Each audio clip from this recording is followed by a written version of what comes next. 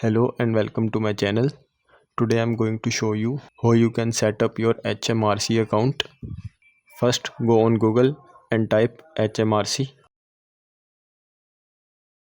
and then click on sign in to HMRC online services. Scroll down and click on sign in.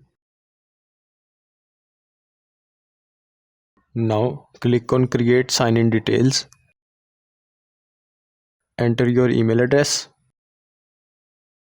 Give the confirmation code that has been sent to your mail.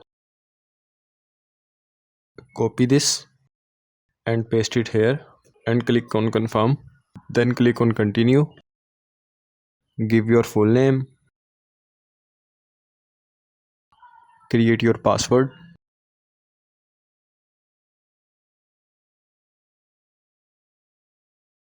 Then press continue. Here I have got my government gateway user ID. Then press continue.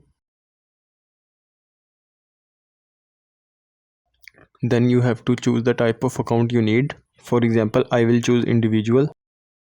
After choosing your account, you will put in all your personal information and complete your account. And this is how you can set up your HMRC account.